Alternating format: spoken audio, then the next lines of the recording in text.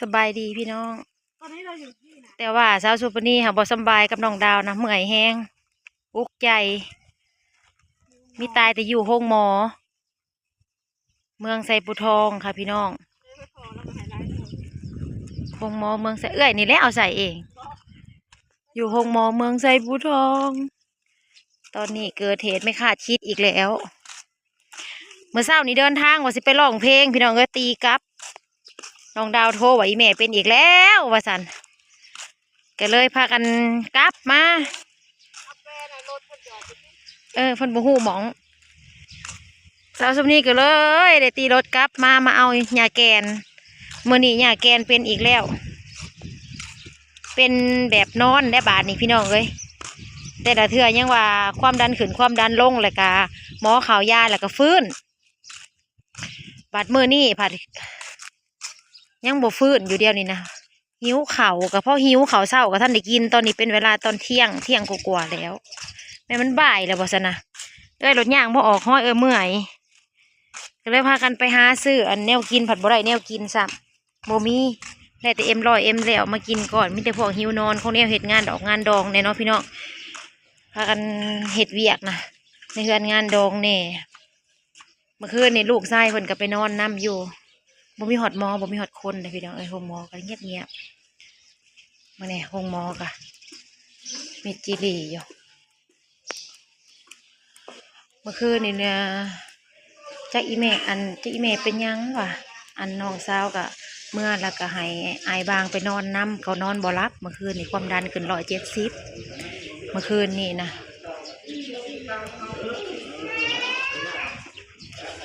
บ่มีอาหารกิน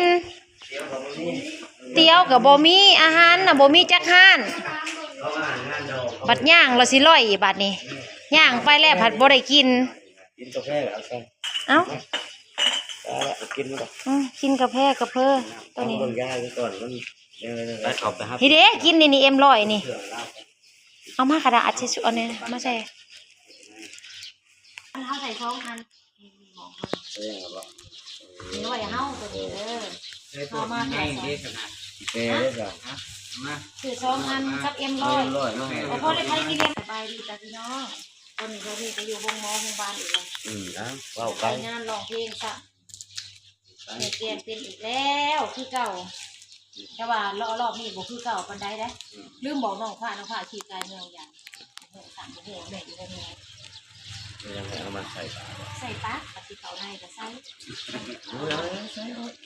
เพิ่นก็ใส่ถือไว้ใส่คางเอาไว้ใส่คางพระเจ้าก็บ่ใส่บ่อันพระเจ้าดุดน้ำใส่คือเก่าเลยใส่ก็ลงมาพี่คือเก่าเลยใส่ก็เรียกลุกลงมาเก่าเนี่ยเกียนนอนเลยยังพันตื่นแต่ว่าถ้ามาได้คนแต่ว่าห่างกายกับมันแห้งเนาะดันมากดูแต่เพื่อเขานอนรับนะพี่น้องเพื่อไข่คือนอนรับทุกโกนเป็นสร้างเขาหลบฝุ่นเลิกเลยตามมาหาหมอแต่ตอนนี้ใส่ยาใส่ยางลองเบิ่งก่อนตอนที่โยนทางผมหลดลุงนะใส่ยาใส่ยางเบิ่งก่อนเพราะว่าเราหาเงินแล้วทำแดงนี่ทำตลอดแต่ว่าใครเขาไปยังบอกเป็นว่าใครก่อยละทำแล้วใส่ยาเบิ่งก่อนใส่ยาเบิ่งก่อนนี่เพราะว่าความดันประมาณเป็นบริเวณเกินบริปุกกับปกติอยู่บริสูงบริลงคือแต่เก่าใส่ยาเบิ่งก่อนใส่กระโหลกใส่ขาเสื้อกับไข่ขึ้นนี่แหละน้ำพริกตัวไข่ขึ้นซักยาที่ไข่ให้นี่ไข่ที่ห่อนเสร็จในยุงยานเขาเสร็จหายอยู่เขาก็เอายาเป็นลักษณะแบบนอนนะพี่น้องนอนขี่กระเทอ5 ข้อเป็นขี่กระเทอแล้วก็เอาขี่กระเทอออกให้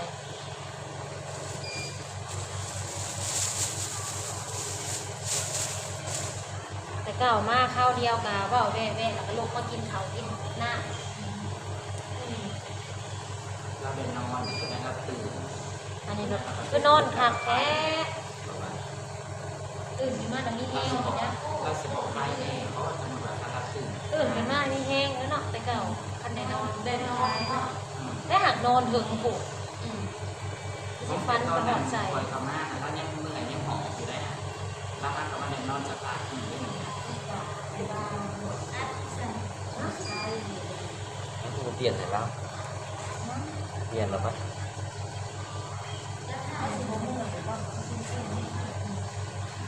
เปลี่ยนเสือก็เลย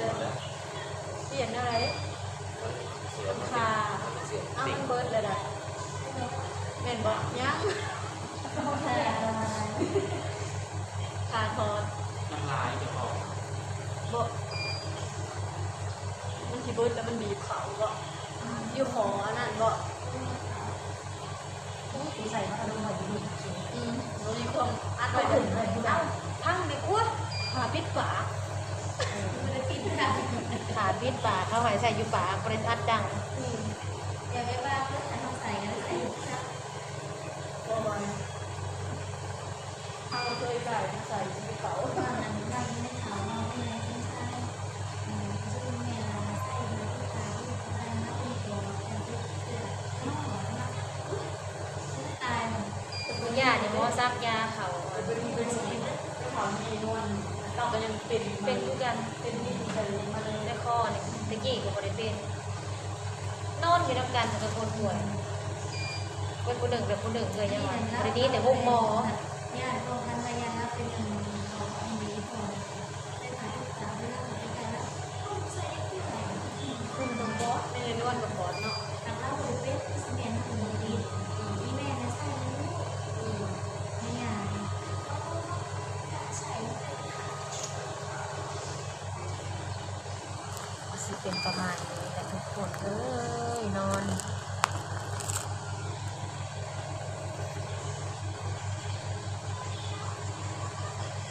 คนไข้กับบริมีเนาะอยู่ห้องหมอ อยู่ห้องหมอเมืองไซปูทองบริมีคนไข้มีแต่คนมายามคนไข้คนมาเบิ่งคนป่วยพี่น้อง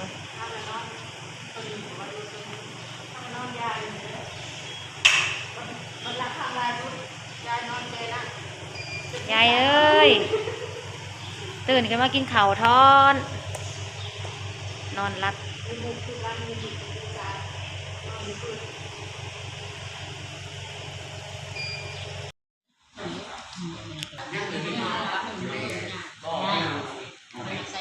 เอามาหอดเทือนเลยพี่น้องเลย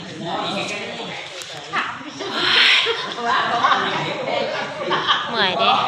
พี่น้อง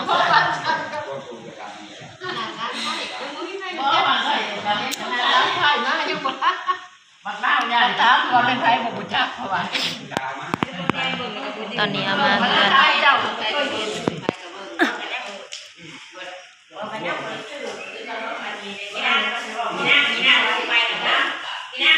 ตอนนี้เอากลับมาเฮือนแล้วพี่น้องแบบว่าเราเมื่อยแห้งแ